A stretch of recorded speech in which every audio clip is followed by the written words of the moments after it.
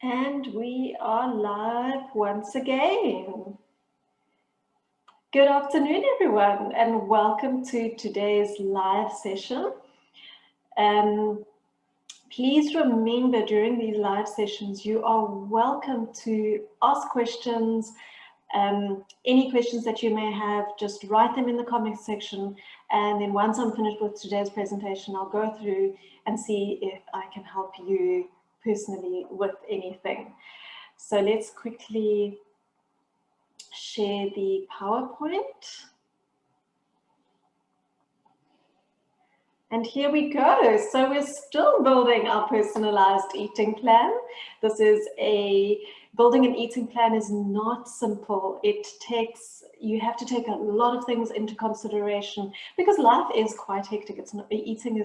It should be as simple as just eat when you're hungry, stop eating when you're full. But too many options have become available. It's too easy to eat the wrong food. It's so easy to get out of good habits into bad habits. So we're still looking at building your personalized eating plan. And today we're talking about improving your metabolism.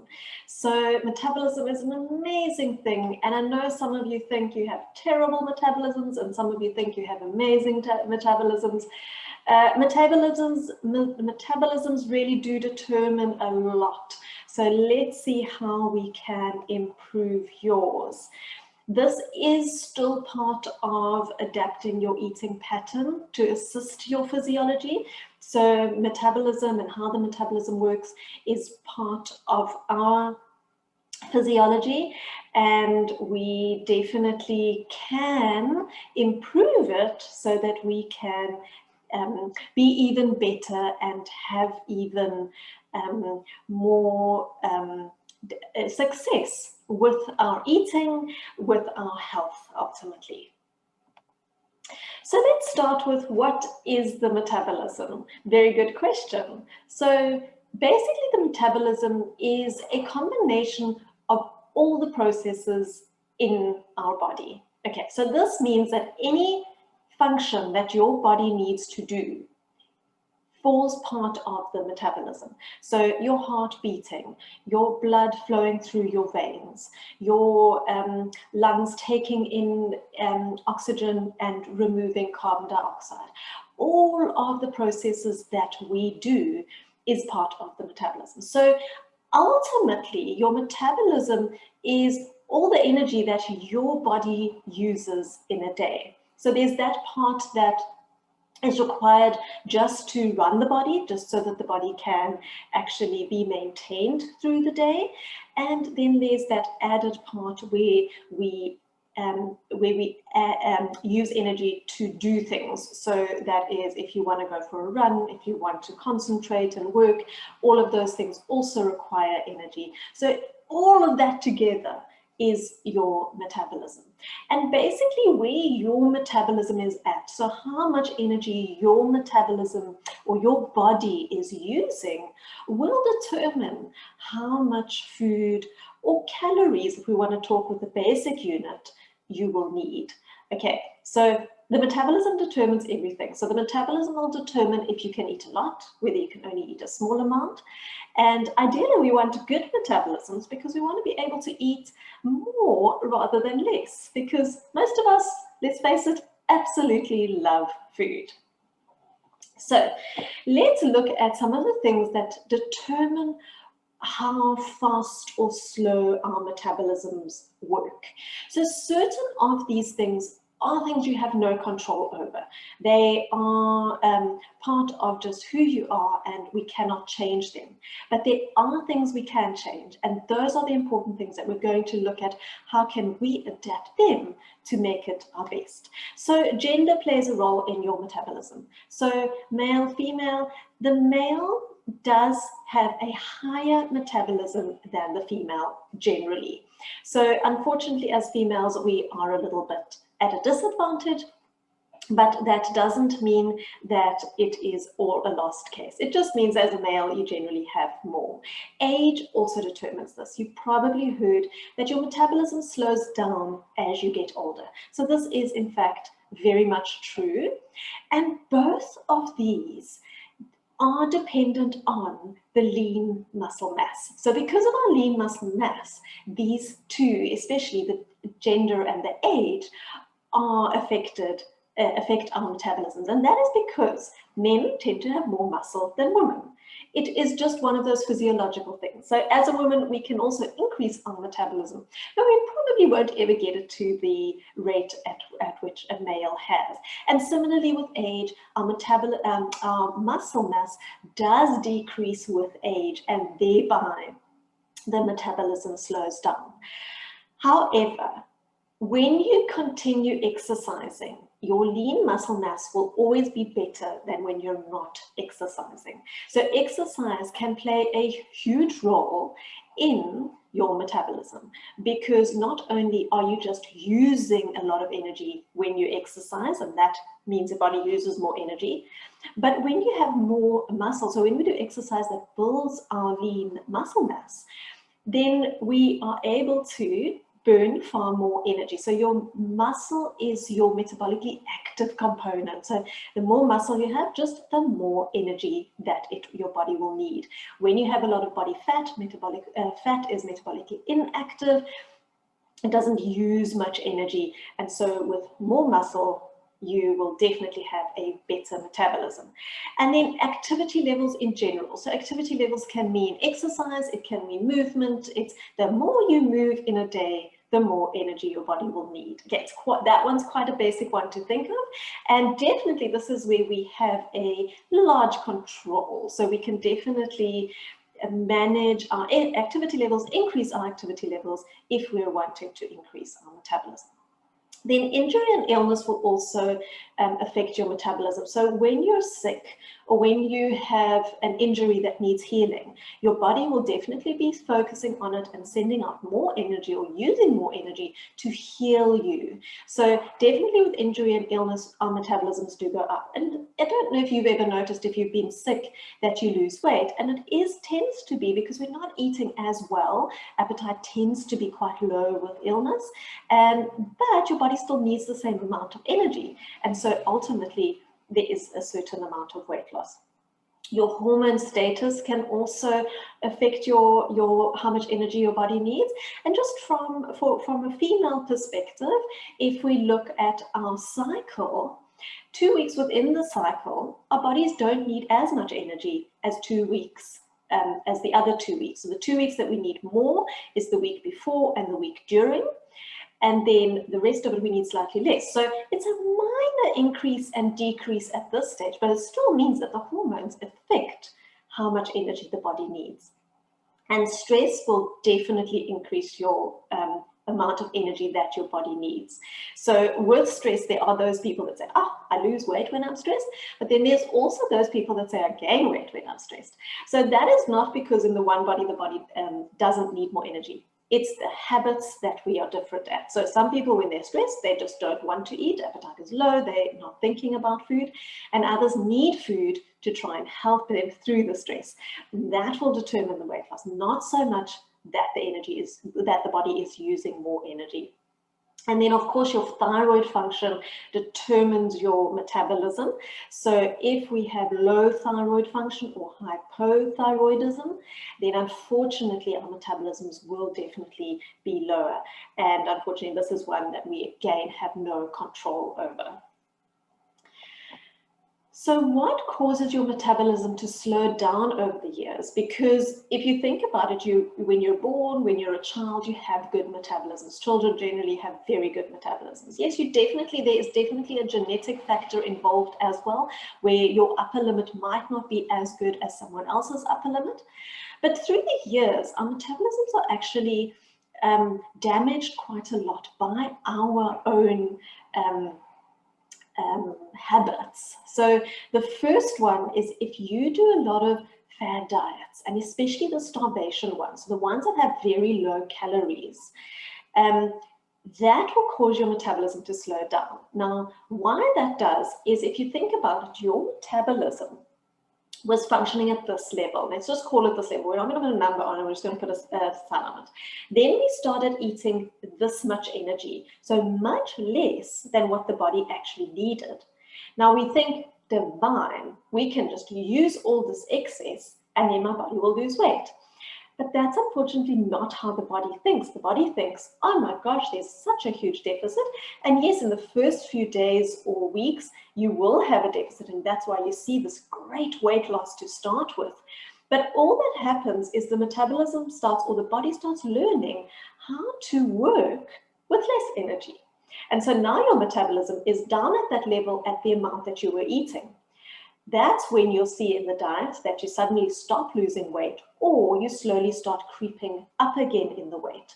And then if you start eating normally, your metabolism does not just return to its normal. It tends to increase, definitely, but it tends to increase to a level.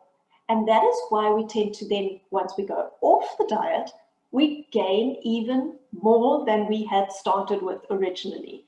And that's why, because you're teaching your body to use less energy.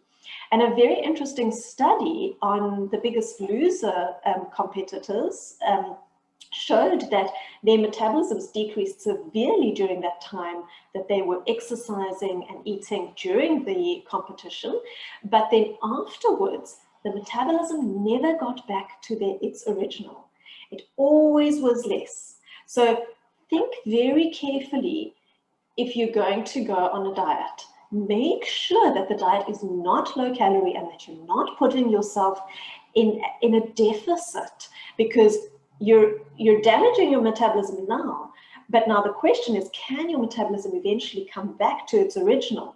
And so far from the studies that we've seen, it does not look like it, especially not short term. So if we haven't followed up people long term enough afterwards to know if the metabolisms come back, I can tell you that I get a lot of slow metabolisms because of years of dieting coming into my office. And most of the metabolisms do increase beautifully over time. But you've got to be patient with it. Your body doesn't just go, oh, yes, I'll function at that normal level again. It slowly starts to learn to use more and more energy as you go on. And then, of course, we've got years of this yo-yo dieting and weight cycling. So every time low energy, body learns to use less. Increased energy, body increases again. Low energy, body decreases again. And we've got years and years of this. Now our metabolism is worse and worse and worse. And then also we've got the age. And then also with these starvation diets, why the metabolism also decreases is when your body needs energy fast, it uses muscle. And muscle is, remember, the metabolically active component that we want more of. Inactivity is definitely a reason for slow metabolism. So if you've never dieted in your life, you're going to have very little muscle and much more body fat, and that ultimately means that your metabolism is quite poor.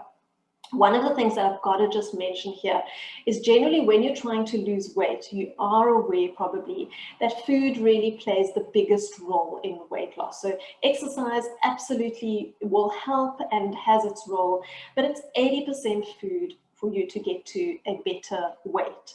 However, if you are exercising, you've always been a good exerciser, and now all of a sudden you stop exercising, that is one of the worst things for our metabolisms.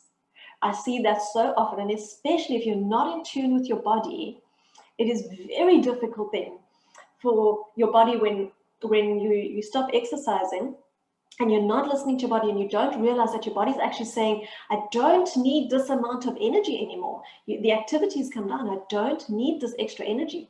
And if you continue eating at that level, that's when you see major weight gain. And that weight gain tends to be quite difficult to get off. So if you're active, stay active. Please stay active. Activity keeps the body in such a good state. And stopping that all of a sudden long term can have detrimental effects to the metabolism. If you stop for a week or two, that's not going to change anything. Short term, nothing bothers the body too much about short term. But over a long period of time, I think after about 3 weeks, our fitness levels start to come down. So definitely activity should be part of everyone's day or week or life at least.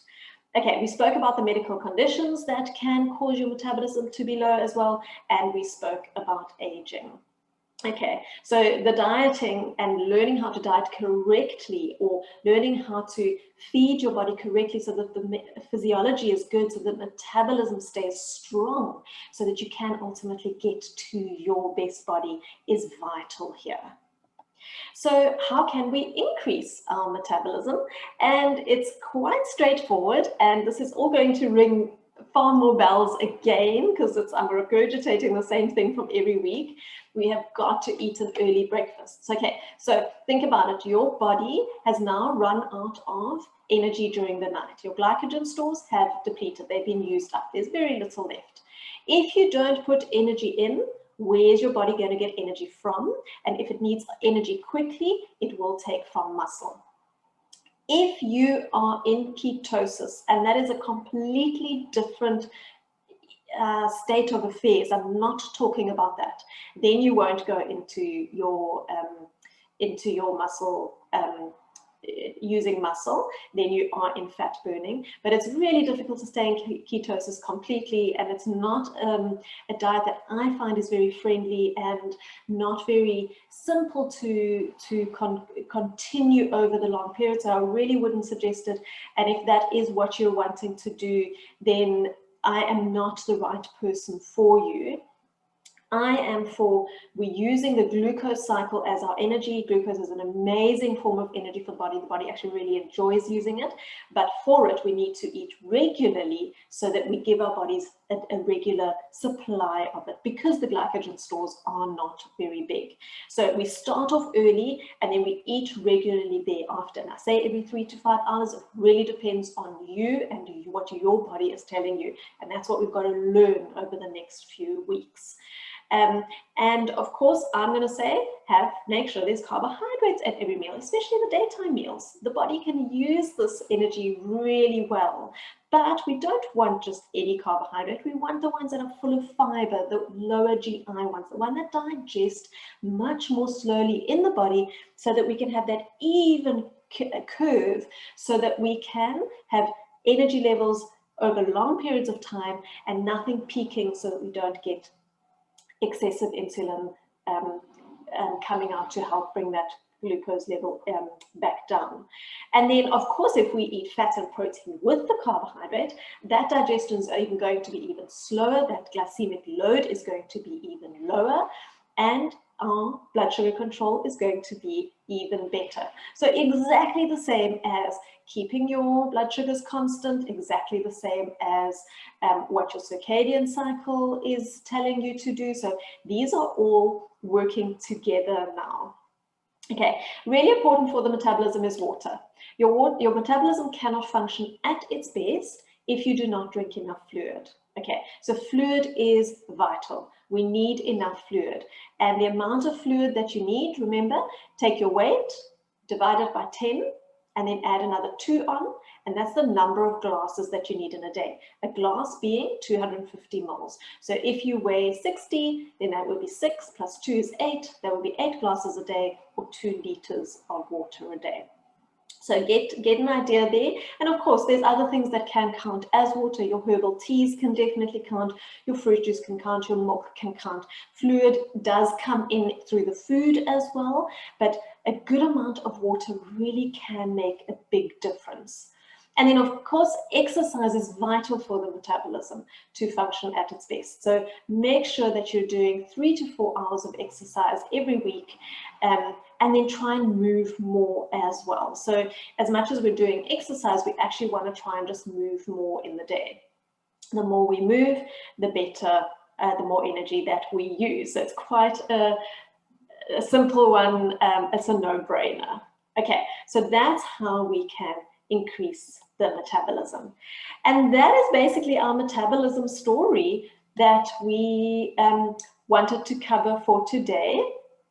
Let me have a look if anyone has asked any questions. Just need to quickly go through to here. I don't have any questions today, so I hope you've all enjoyed today's session.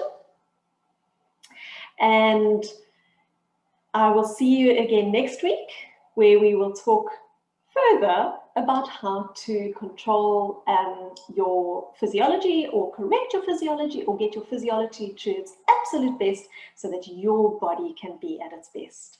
I hope you have a fantastic week, and I'll see you next week. Goodbye.